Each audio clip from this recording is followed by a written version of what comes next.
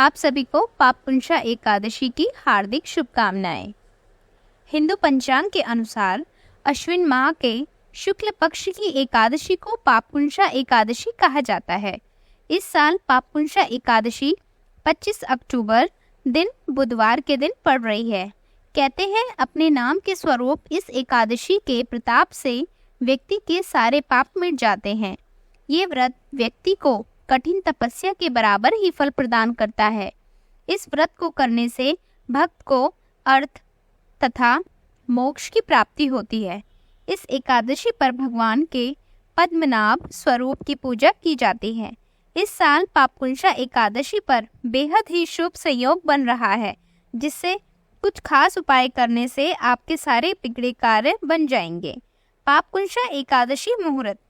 अश्विन शुक्ल एकादशी तिथि शुरू हो रही है 24 अक्टूबर 2023 दोपहर 3:14 से और इसका समापन हो रहा है 25 अक्टूबर 2023 दोपहर 12:32 तक। पापपुंसा एकादशी पारण समय है 26 अक्टूबर सुबह 6:28 से 8:43 तक। पापपुंसा एकादशी शुभ योग। पापपुंसा एकादशी पर इस साल वृद्धि योग, रवि योग और तिग्रही योग का संयोग बन रहा है। वृद्धि योग बहुत ही शुभ योग माना जाता है। इस योग में किए गए सारे कार्य पूजा सफल होती है और कार्य में वृद्धि होती है। तिग्रही योग के प्रभाव से जातक को धन और सूरत की अनुभूति होती है। एकादशी का व्रत ग्रहों के असर को भी काफी हद तक कम कर देता है, क्योंकि एकादशी व्रत का सीधा प्रभाव भक्त के मन और शरीर दोनों पर पड़ता है। पापपुंसा एकादशी उपाय।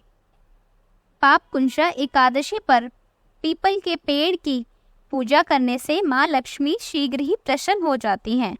इस दिन पीपल के पेड़ की जड़ में दूध मिश्रित जल चढ़ाएं और धूप दीप जलाकर विधिवत पीपल के पेड़ की 7 बार परिक्रमा करें। मान्यता है कि इससे धन संबंधी हर परेशानियां जल्द ही खत्म हो जाती हैं और आकस्मिक धन लाभ के योग बनते हैं। चलिए चलते हैं पापपुंसा एकादशी व्रत कथा की ओर। अर्जुन कहने लगे कि हे जगदीश्वर, मैंने अश्विन कृष्ण एकादशी अर्थात इंद्रा एकादशी का सुविस्तार पूर्वक वर्णन सुना। अब आप कृपा करके मुझे अश्विन माह के शुक्ल पक्ष की एकादशी के विषय में बतलाइए। इस एकादशी का क्या नाम है और इसका व्रत करने से क्या होता है? इसके व्रत का विधान क्या है? इस व्रत करने से किस फल की प्राप्ति होती है? कृपया यह सब विधि विधान पूर्वक मुझसे कहिए।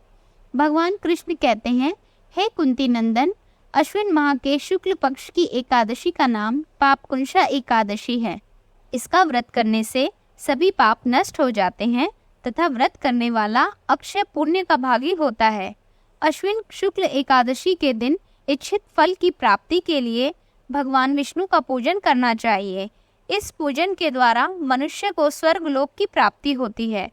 हे अर्जुन, जो मनुष्य कठिन तपस्या के द्वारा फल की प्राप्ति करता है, वह फल इस एकादशी के दिन क्षीर सागर में शेषनाग पर शयन करने वाले भगवान विष्णु को नमस्कार कर देने से मिल जाता है और मनुष्य को यम के दुख नहीं भोगने पड़ते हैं। मनुष्य को पाप से बचने का दृढ़ संकल्प करना चाहिए।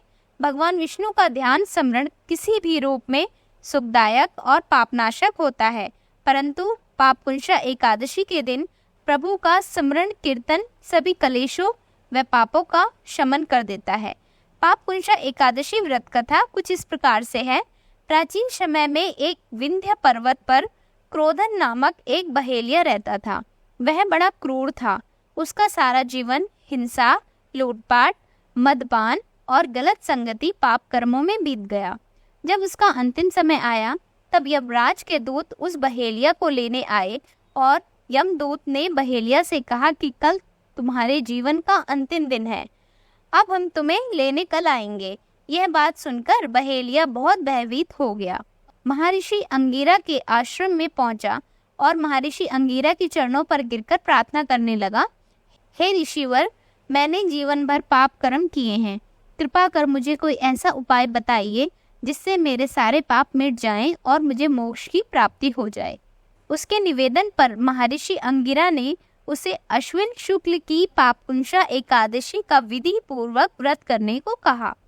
महर्षि अंगिरा के कहे अनुसार उस बहेलिया ने यह व्रत किया और किए गए सारे पापों से छुटकारा पा लिया और इस व्रत पूजन के बल से भगवान की कृपा से वह विष्णु लोक को गया। जब यमराज के यमदूत ने इस चमत्कार को देखा तो वह बहेलिया को बिना लिए ही यमलोक वापस लौट गए।